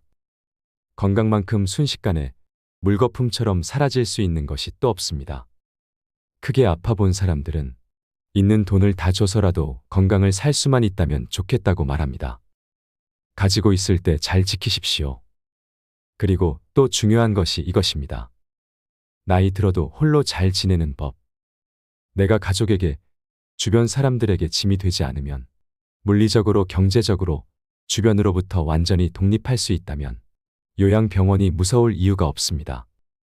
나이가 들면 외로워서 사람을 더 만나야 한다고 생각하지만 홀로 잘 지내는 법을 아는 것이 먼저입니다. 앞서 말씀드린 이야기에서 할머니의 아들을 향한 맹목적인 마음이 이해가 가면서도 참 마음이 아팠습니다. 나이가 들면 오히려 사람에 대한 애착을 덜어내야 합니다. 나 하나 챙기는데 기력을 쏟기에도 부족합니다. 요양병원이라는 것도 제 발로 들어가는 사람이 몇이나 될까요? 자식에게 버림받는 부모가 많은 세상입니다. 아픈 노인을 고쳐준다는 허울로 자식들 손에 이끌려 마지못해 가는 곳이 요양원일지도 모릅니다. 세상엔 그렇지 않은 곳도 있겠지만 저는 그래도 그곳에 가고 싶지 않습니다. 내가 머물 곳, 내가 인생의 마지막 장을 새길 곳은 내가 스스로 정하고 싶습니다. 저는 나이 들수록 행복해지기 위해 부단히 노력하고 싶습니다. 여러분도 부디 그러하길 바랍니다. 이어서 어느 할머니의 이야기를 들려드리고 싶습니다. 어느 작은 양로원에서 할머니가 돌아가셨습니다. 간호사들이 조촐한 할머니의 짐을 정리하다가 그녀가 쓴 시를 발견하게 되었습니다. 시의 내용에 감동받은 간호사들이 이 시를 복사하여 모든 간호사에게 전달하였습니다. 그리고 모든 이들의 마음을 움직였던 이 시는 영상으로 만들어져서 소개되었고 인터넷을 통해 전 세계로 전달되었습니다. 그래서 오늘은 어느 양로원 할머니의 시를 소개하고자 합니다. 아래의 글은 어느 할머니의 글일 뿐이지만 우리 모두의 현재이거나 미래일지도 모른다는 생각을 하게 됩니다. 나이 들어서 요양원에 가지 않으려면 꼭 기억해야 하는 세 가지도 함께 들으시면 좋겠습니다. 어느 양로원 할머니의 시. 간호사님들, 무엇을 보시나요? 댁들이 저를 볼 때 무슨 생각을 하시나요? 현명하지 않고 변덕스러운 성질과 초점 없는 눈을 가진 투정이나 부리는 늙은 노인으로 보이겠지요. 음식을 흘린다고 핀잔을 주고 대체 왜 대답을 빨리 못하냐고 큰 소리로 말할 때면 전 정말 당신들이 조금 더 노력해 주기를 원했습니다. 당신들이 귀찮다고 나를 때리고 함부로 대할 때는 내 마음대로 움직이지 않는 몸뚱이로 저는 정말 용기를 내어 헛손질로나마 싸우고 싶었던 것이랍니다. 댁들이 하는 일도 못 알아차리는 것 같이 보이고 양말이나 신발 한 짝을 항상 잃어버리는 바보 같은 늙은 노인으로밖에는 안 보였나요? 내가 저항을 하든 말든 그것은 아무런 상관이 없다는 듯이 목욕을 시킬 때도 설거지 통그릇만도 못하고 대돌만도 못한 나의 몸뚱이에 눈물도 쏟아냈지만 흐르는 물에 감추어져 당신들 눈에는 보이지 않았겠지요. 음식을 나누어 먹는 것이 아닌 그냥 먹여주는 댁들의 눈에는 내가 가축보다 못난 노인으로 비추어졌나 봅니다. 댁들은 저를 그런 식으로 생각하나요? 당신들은 저를 정말 그런 식으로 보는 건가요? 제 팔에 든 수많은 멍자국들이 당신들 눈에는 망가진 보라색 도라지 꽃으로 보이던가요? 간호사님들, 그렇다면 이제 눈을 뜨고 그런 식으로 저를 보지 말아주세요. 이 자리에 꼼짝하지 않고 앉아서 나의 의지는 상실되어 댁들이 지시한 대로 행동하고 나의 의지가 아닌 댁들의 의지대로 먹고 온몸에 멍이 들어도 아픔을 삭혀야 되었던 제가 누구인지 말하겠습니다. 제가 10살 어린 아이였을 땐 사랑하는 아버지도 있었고 사랑하는 어머니도 있었고 형제들도 자매들도 있었답니다. 16이 되었을 땐 발에 날개를 달고 이제 곧 사랑할 사람을 만나러 다녔답니다. 20살 땐 평생의 사랑을 지키기로 약속하여 결혼하였고 나의 가슴은 고동쳤답니다. 25살이 되었을 땐 귀여운 어린 자녀들이 생겨났답니다. 당신들도 그런 어린 시절이 있었겠지요. 서로를 안아주고 감싸주는 행복한 가정이었답니다. 30살이 되었을 땐 어리기만 했던 자녀들이 성장하는 모습을 바라보며 우리 부부는 무엇과도 바꿀 수 없는 행복을 느꼈답니다. 지금 이 순간이 영원했으면 좋겠다. 이보다도 더 좋을 수는 없겠다 생각했습니다. 40살이 되었을 땐 어리기만 했던 아들, 딸들이 성장해서 집을 떠나게 되었지만 남편은 제 곁에 있어 슬프지 않았답니다. 50살이 되었을 땐 제 자식들은 직장에서 일을 하고 손주를 제 무릎에 안겨주었습니다. 그때 비로소 인생의 맛을 다시 느끼는 제 자신을 알게 되었답니다. 마침내 어두운 날들이 찾아와 내 옆에 있던 이가 먼저 하늘로 떠나게 되면서 앞으로의 삶을 생각해보니 두려운 마음에 몸이 오싹해졌답니다. 자녀들이 모두 자기의 자식을 키우고 있는 그 모습을 보고 난 내가 알고 있던 지난 날들과 내가 주고 받았던 사랑을 한번 떠올려 봤답니다. 저는 이제 늙은이가 되었는데 참으로 우습게도 늙은이를 바보처럼 보이게 만드는 것들을 보면서 세월은 참으로 잔인한 것 같다는 생각도 해봤답니다. 몸은 망가지고 우아함과 활기는 떠나버렸고 한때는 마음이었던 것들이 이제는 묻은 돌이 되어버렸답니다. 시체와도 같은 이 늙은이 속에는 아직도 어린애 같은 마음은 살아있어 가끔씩은 다 망가진 이 가슴도 부풀어 오르는 때가 있답니다. 좋아하는 사람이 생겨 젊은 시절처럼 사랑도 하고 싶다는 꿈도 꾸어본답니다. 즐거웠던 일들을 기억해보고 고통스러웠던 일들도 떠올려보면서 저는 지금 다시 한번 용기를 내어 삶을 사랑하며 살아가려 합니다. 너무 짧고 빨리 지나간 지난 날들을 생각하면서 영원한 것은 아무것도 없다는 엄연한 현실을 받아들이기로 했답니다. 이제 사람들이여 눈을 떠보십시오. 투정이나 부리는 늙은이로 보지 말고 좀 더 자세히 나를 봐주세요. 당신의 아버지는 아니나 아버지일 수도 있고, 당신이 어머니는 아니나 어머니일 수도 있습니다. 그냥 가축에게 모이를 주듯 하지 마세요. 그냥 먹고 싶습니다. 멍들게 하지 마세요. 가슴속에 멍을 안고 떠나지 않게 해주세요. 사는 동안에 하나뿐인 나의 간절한 소망입니다. 이 글을 보니 무슨 생각이 드시나요? 인간은 태어났다가 생로병사를 거치며 결국은 죽습니다. 대자연의 섭리 속에서 펼쳐지는 한편의 드라마와도 같은 인생사에서 지금 우리는 어디를 향해 가고 있을까요? 시대적 고려장이라고 불리우는 요양원의 현실이 이렇다는 것이 적나라하게 표현된 내용에 공감을 하면서도 어쩐지 애잔한 마음이 남습니다. 남의 일이 아닌 바로 나에게도 다가오고 있는 길이라는 현실에 씁쓸함도 느껴집니다. 우리는 왜 요양병원에 가야 하는가? 우리는 왜 요양병원에 보내야 하는가? 우리는 왜 요양병원을 끊을 수 없는가? 요양병원과 요양원이 과연 누구를 위해 존재하는 것일까 생각해 보셨나요? 이것은 시대의 흐름에 따라 필요하게 되었고, 현재는 없어서는 안 될 산업이 되어 버렸습니다. 그곳은 정말 병원일까요? 사실은 모두가 알고 있습니다. 죽기 직전까지의 시간을 최대한 버티는 곳이라고 말이죠. 모든 자식들이 그런 것은 아니겠지만, 늙은 부모가 귀찮아서 돈 몇 푼이면 해결된다는 아니란 생각에 요양원으로 보내지는 노부모들이 많아지고 있습니다. 그때 부모님의 슬픈 얼굴을 자세히 들여다보는 자식들이 얼마나 될까요? 애써 외면하고 모른 척 해야 하는 현실에 자식들의 가슴도 무너지는 경우가 많을 것입니다. 똑바로 쳐다보지 못하는 자식들의 면전에서 부모는 애써 슬픔을 보이지 않으려 굳어만 가는 얼굴에 미소를 띄웁니다. 나는 걱정하지 말고 잘 살라는 부모의 말 한마디가 팍팍한 현실을 살아가는 우리들의 가슴에 얼마나 와닿을 수 있을까요? 지금 한국의 사회는 진짜 많이 특이한 구조입니다. 정말 기형적인 구조가 되고 있습니다. 왜냐하면 아이를 낳지 않습니다. 그리고 결혼도 정말 많이 안 합니다. 결혼을 하고도 아이를 안 낳는 부부들도 많지요. 한 집에 아이가 한 명도 안 되는 구조입니다.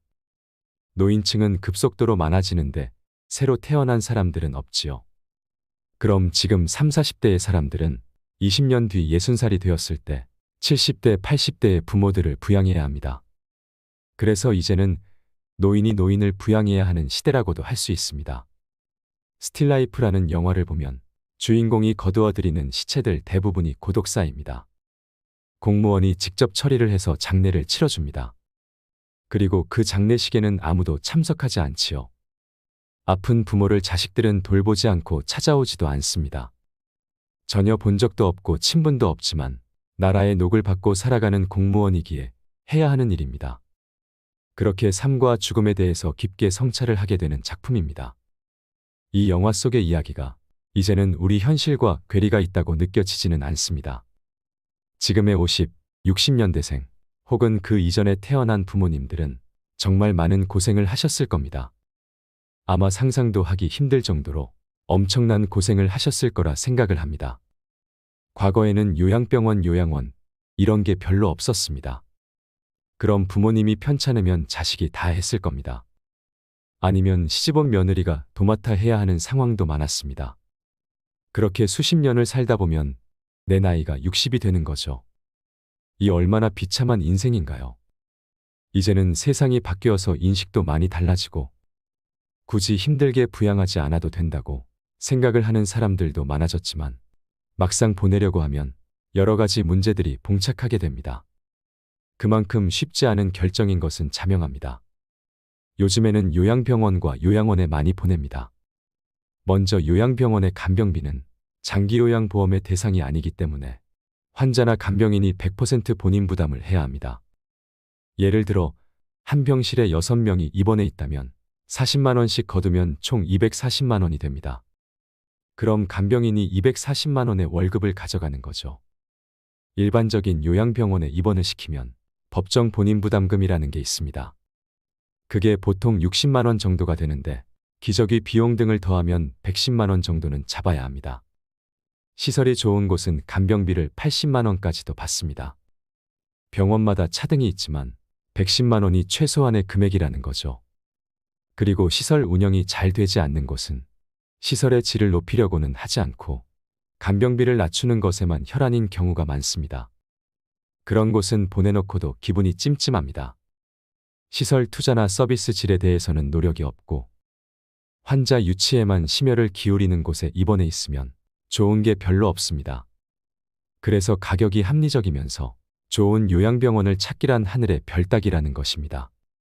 두 번째로 요양원은 만 65세 이상이 되어야 가능합니다. 그리고 등급도 나뉘어져 있습니다. 그리고 상주하는 의사도 없습니다. 의사가 없는 게 정말 크지요. 실제로도 요양원에 입소한 어르신들 중에서는 큰 문제가 있음에도 불구하고 제때 치료를 받지 못하는 경우도 많이 있습니다. 그래서 사회적 문제가 된 경우들도 많습니다. 국비 지원이 된다고 하지만 그게 얼마나 질이 좋은 서비스를 제공할까요? 실제로 지금 요양원의 구조는 인력이 부족해서 혼자서 20명, 30명을 보는 시스템이라고도 합니다. 상대적으로 지원이 많은 국공립 요양시설은 들어가기도 어렵습니다. 지금 당장 입주되기를 해도 4년을 기다려야 합니다. 우리나라 요양원의 현실은 그냥 지나간 뉴스들만 봐도 별로 좋지 않다는 인식을 가지게 됩니다. 불과 이틀 전에 이런 기사가 났습니다. 요양원 입소 한 달 만에 멀쩡하던 아버지가 반송장이 되었다고요. 대형 병원을 찾아가 보니 요양원에서 밥을 억지로 먹이는 과정에서 흡인성 폐렴이 왔고 약물 과다 복용으로 신장 기능이 약화됐을 뿐만 아니라 영양 결핍과 탈수 증세까지 와서 중환자실 입원이 불가피하다는 설명이 돌아왔다고 합니다. 그런데 요양원 측에서는 우리가 오히려 난폭행동을 견뎠다고 말합니다. 모든 요양원과 요양사분들이 그렇다는 것은 아니지만 요양시설에 부모님을 보낸 수많은 보호자들이 혹시 내가 선택한 요양원은 아닌지 걱정할 수밖에 없는 기사이지요. 요양원은 종신형을 받은 죄수를 가두는 감옥이 아닙니다. 그런데 한국의 요양원은 꼭 감옥 같다고 말씀하시는 분들이 많습니다. 보건복지부가 발표한 현황에 따르면 시설 내 학대 건수가 급속도로 증가하는 추세라고 합니다. 죽음마저도 두렵고 비참하게 만드는 이 현실이 너무도 안타까울 뿐입니다. 그래서 노인분들도 이런 기사들을 많이 접하면서 요양시설에 일단 들어간다는 것 자체가 내가 죽으러 가는구나 라고 생각하게 됩니다. 인생의 끝자락에서 모든 것과의 이별을 준비해야 함을 알면서도 자식에게 버림받는 느낌을 받는 분들도 많습니다. 실제로 자신들이 감당하기 싫고 힘드니까 시설에 보내는 것은 부정할 수 없는 사실일 것입니다. 물론 자식에게 좋은 부모가 아니었다면 결정은 더욱 뻔할 것입니다. 그런데 한번 생각해 보세요. 아무리 좋은 호텔에 가도 우리 집만한 곳이 없다고 느끼는 것이 사람 마음입니다. 내가 아무리 돈이 많아서 최상급, 최고급 요양시설에 들어간다고 해도 내 집에 오고 싶은 마음이 당연할 것입니다. 익숙한 환경과 익숙한 사람들이 있는 곳이 제일 좋다는 것입니다.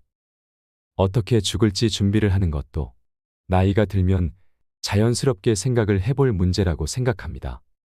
만약 이 모든 것이 거스를 수 없는 시대의 흐름이라면 막연하게 걱정만 하고 있기보다는 노후를 행복하게 보낼 준비를 내가 직접 해야 하지 않을까요? 나이 들어 요양원에 가지 않고 독립하여 노후를 건강하게 보내려면 이것 세 가지만 기억하시면 좋겠습니다. 첫째는 육체적 독립입니다. 노후에 요양원에 가지 않고 다른 사람에게 의존하지 않으려면 육체적인 면에서 독립할 수 있는 능력을 갖추는 것이 가장 중요합니다. 건강 수명을 늘려야 하는 것입니다. 이를 위해서는 먼저 기초 체력을 유지하는 것이 매우 중요합니다. 기초 체력을 유지하려면 먼저 근력 운동을 하셔야 합니다. 나이가 들어갈수록 걷지 않으면 걷고 싶어도 못 걷게 된다는 말이 있습니다. 누우면 죽고 서면 산다는 말도 있지요. 나이 들어 근력이 줄어드는 순간 급속도로 노화가 시작됩니다. 인생 후반기를 살아가시는 분들은 갑자기 하반신이 가늘어지는 경험을 하시는 분들이 많으실 겁니다. 일찍 골다공증이 찾아오는 경우도 있고 허리나 어깨가 굽거나 상체가 앞으로 기우는 경우를 겪게 됩니다. 무릎도 온전히 피지 못하고 구부러진 상태로 굳어버리게 되는데요. 이것은 근력이 약해져서 근육이 우리 몸을 지탱해주지 못해서입니다. 이러한 증상이 심해지면 팔과 다리에 힘이 없어져서 일상생활을 정상적으로 영위할 수 없게 됩니다. 노후에 다른 사람에게 의존하지 않고 독립적인 삶을 살려면 근력을 유지하는 것이 그 무엇보다도 중요합니다. 아령을 들고 발 뒤꿈치를 들었다 내렸다 하거나 다리를 어깨 넓이로 벌리고 서서 무릎 높이까지 앉았다 서기를 한다거나 또는 누워서 윗몸 일으키기를 하는 등 꾸준히 근력 운동을 해보시길 바랍니다. 그리고 유산소 운동도 중요한데요. 대표적인 유산소 운동으로는 걷기나 줄넘기 하기, 수영과 자전거 타기 등 매우 다양합니다. 몸에 무리가 가지 않는 선에서 나에게 맞는 유산소 운동을 찾아서 꾸준히 해보세요. 제가 하나만 고른다면 걷기 운동을 추천하고 싶습니다. 왜냐하면 걷기는 언제 어디서나 누구나 할 수 있는 운동이기 때문입니다. 그리고 중요한 것이 균형 운동입니다. 우리나라 65세 이상 어르신들 중에 낙상사고로 사망하는 경우가 정말 많습니다. 사고 사망 원인 중 2위가 낙상사고라고 하는데요. 많은 전문가들이 낙상사고를 막기 위해서 균형 운동의 중요성을 강조하고 있습니다.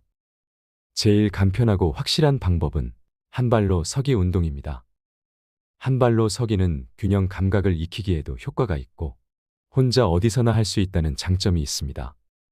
먼저 두 눈을 감고 오른발로 섭니다. 그리고 왼발은 무릎을 45도 구부린 채 지면에서 15cm 정도 높이로 듭니다.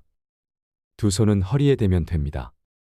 쉬운 것 같아도 눈을 감고 한 발로 서면 우리가 몇 초 동안이나 버틸 수 있을까요? 한번 해보시면 상당히 어렵다는 것을 알 수 있습니다. 실제로 한 발 서기를 해보면 앞뒤 양옆으로 몸이 이리저리 흔들리고 얼마 지나지 않아서 다리가 뻐근해집니다. 그만큼 평소에 쓰지 않던 근육을 많이 사용하기 때문이지요. 꾸준히 하시면 균형 감각도 향상되면서 한 발로 서서 버티는 시간도 늘어납니다. 둘째는 정신적 독립입니다. 나이 들어서 정신적으로 독립하기 위해서는 무엇이 필요할까요? 가장 중요한 것은 치매에 걸리지 않고 우울증에 걸리지 않는 것입니다. 먼저 치매에 걸리지 않으려면 어떻게 해야 할까요? 아직 치매 백신은 개발되지 않았고 치매를 치료하는 약도 없습니다.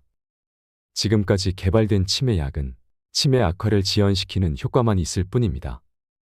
그래서 우리가 치매 예방을 위해서 할 수 있는 것은 생활 습관을 바꾸고 식생활을 개선하는 것이 최선입니다. 쉽게 실천할 수 있는 생활 습관으로 음식을 꼭꼭 씹어 먹는 습관을 기르셔야 합니다. 우리가 음식을 씹으면 그것만으로도 뇌의 혈류량을 증가시켜 뇌를 활성화시킵니다. 잘 씹는 습관이 치매를 예방해주는 효과가 있는 것이지요. 껌을 자주 씹는 것도 도움이 될 수 있습니다. 그리고 일기를 쓰는 습관도 길러보세요. 치매 환자들에게는 한 가지 특징이 있습니다. 치매 초기에는 장기 기억은 잘 회상하면서도 단기 기억은 잘 기억해내지 못하는 것입니다. 그 이유는 단기 기억을 만들어내는 기관인 해마라는 부위가 망가졌거나 기능이 떨어지기 때문입니다. 이를 막으려면 매일 일기를 쓰는 것이 좋습니다. 일기를 쓰면서 생각을 떠올리면 그것이 해마에 자극을 주어 해마의 기능이 퇴화되는 것을 막고 더 나아가서는 향상시키기까지 한다고 전문가들은 이야기합니다. 그리고 새로운 일에 도전하고 머리를 많이 쓰는 생활 습관을 들이세요. 뇌는 자극을 먹고 산다고 할 만큼 끊임없는 자극을 원합니다. 자극 중에서도 뇌가 가장 좋아하는 자극은 바로 새로운 자극입니다. 뇌가 환호하는 자극이 될 수 있는 것을 많이 경험해 보세요. 예를 들면 새로운 악기를 연주하는 것을 배운다거나 새로운 요리법을 배운다거나 새로운 노래나 춤 등을 배우는 것이 모두 뇌를 건강하게 만드는 방법이 됩니다. 낯선 곳으로 여행을 떠나는 것도 좋고 한 번도 가보지 않은 낯선 길을 가는 것도 뇌에 신선한 자극이 되어 활기 넘치게 합니다. 또한 사회활동에 적극 참여하는 생활 습관도 만들어 보세요. 되도록이면 젊었을 때처럼 여러 사람들과 자주 만나 어울리는 것이 치매 예방에 큰 도움이 됩니다. 여러 사람들과 만나 대화하고 다양한 사회 활동을 같이 하는 것이 뇌에 좋은 자극을 줍니다. 집에서 혼자 머무르는 것이 바로 치매로 가는 지름길이라는 것을 잊지 마시길 바랍니다. 그리고 늘 웃으며 즐겁게 생활하세요. 전문가들은 웃으면 뇌가 젊어진다고 말합니다. 왜 그럴까요? 웃음은 좌뇌와 우뇌를 같이 자극하고 얼굴 근육의 움직임을 통해 뇌 회로를 활성화시키기 때문이라고 합니다. 우리가 기분이 좋으면 뇌의 혈류가 활발하게 흐르고 이로 인해 의욕이 넘치며 몸에 활력이 돌게 됩니다. 웃음의 효과가 참 대단하지요. 그런데 우리 뇌는 특이한 점이 있습니다.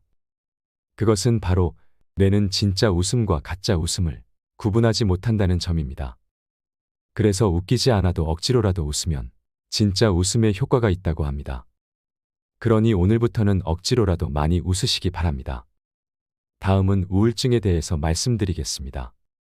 나이 들어서 정신적 독립을 하는데 방해되는 것 중 하나가 바로 우울증입니다. 우울증은 치매의 원인이 되기도 하고 치매가 시작되고 있을 시기에 우울증 증상이 나타나는 경우가 많습니다.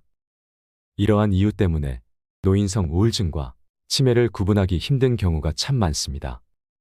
일반적으로 우울증이 치매를 촉진시킬 가능성이 있기 때문에 되도록이면 빨리 우울증을 치료해야 합니다. 우울증에 걸리지 않으려면 매사에 비관적 마음보다는 긍정적이고 낙관적인 마음가짐을 갖고 생활하는 것이 가장 중요합니다. 아직 다가오지 않은 일을 미리 걱정하지 말고 지나간 과거에 대해서 후회하지 마세요. 현재를 즐기시며 살아가시길 바랍니다. 세 번째로 경제적 독립입니다. 우리는 지금까지 우리가 경험하지 못한 100세 시대에 살고 있기 때문에 이전과는 달리 경제적 독립을 위한 준비를 더 일찍 시작하는 것이 필요하다고 생각합니다. 정년 후에도 제2의 직업이 필요한 시대입니다. 그래서 할 수만 있다면 일을 계속하는 것도 좋습니다. 꾸준히 자기 개발을 하고 새로운 것을 피하지 말고 할 수 있다는 마음가짐으로 무엇이든 배워보세요. 이걸 배워서 뭐해? 라고 생각하지 마시길 바랍니다. 이런 습관과 정신력이 쌓여서 다른 사람에게 의존하지 않는 강인함을 가지게 되는 것입니다. 그래야만 노후에도 경제적으로 독립하여 건강하고 행복한 노후 생활을 할 수 있을 것입니다. 사람이 나이 들고 늙고 병이 드는 것은 당연한 순서이지만 저는 죽음 앞에서 온전한 정신과 육체를 최대한 유지하고 싶다는 생각을 하곤 합니다. 기억의 연결이 완전히 사라지면 그것은 살아있어도 이미 죽은 것이고 내 마음대로 움직이지 못해서 괴로운 심정은 말할 수 없는 고통이 될 것이라는 생각이 들었기 때문입니다. 가족이 큰 질병에 걸리면 사실 웃을 일이 하나도 없습니다. 그냥 모두가 괴롭고 삶 자체가 힘들어집니다. 대부분 돈 문제로 시작해서 싸우게 되고 부양의 문제로 자녀들이 다투게 되는 것은 당연한 수순일지도 모릅니다. 그 모습을 바라보는 부모는 얼마나 마음이 아플까요? 아무것도 해줄 수 없는 현실에 눈물만 흐를 것입니다. 그러니 우리는 움직여야 합니다. 그래서 사는 동안 건강하고 행복해야 합니다. 법륜 스님께서 말씀하신 인생 조언 4가지가 있습니다. 첫째, 행복을 구걸하지 마세요. 남이 어떻게 나오느냐에 따라서 행복과 불행이 결정된다는 것은 내 인생의 칼자루를 남이 들고 있는 것이나 마찬가지이기 때문입니다. 남이 어떻게 하든 나는 아무 문제 없다는 중심을 잡고 당찬 마음으로 내 인생을 살아가세요. 둘째, 모르면 물어서 알면 되고 틀리면 고치면 되고 잘못했으면 뉘우치면 됩니다. 이것이 어떤 조건에서도 주눅들지 않고 내가 내 인생의 주인공으로 살아가는 방법입니다. 이런 자세로 인생을 살면 겁날 것이 없습니다. 셋째, 인생에는 정답이 없습니다. 우리 모두는 각자 자기가 선택한 대로 살다가 갈 뿐입니다. 어떤 선택을 하느냐가 중요한 것이 아니고 어떤 선택을 했든 그에 따른 책임을 지면 됩니다. 넷째, 잘 산 인생은 높은 자리에 오르고 성공한 것이 아니라 내일 죽어도 여한이 없는 삶입니다. 누구나 죽는다는 것을 알고 있지만 마치 영원히 살 것처럼 오늘 하루를 허투루 보냅니다. 그러니 최선을 다하는 하루하루를 쌓아나가서 죽는 날 여한을 남기지 마시길 바랍니다. 내가 했던 모든 것이 나의 미래입니다. 오늘 알려드린 노후를 잘 보내기 위한 3가지. 육체적 독립, 정신적 독립, 경제적 독립을 꼭 기억하시길 바랍니다. 살아있을 때 누릴 수 있는 행복을 누리세요. 이상으로 책틀맨이었습니다. 지혜를 쌓는 당신의 오늘이 아름답습니다. 더 좋은 영상으로 찾아뵙겠습니다.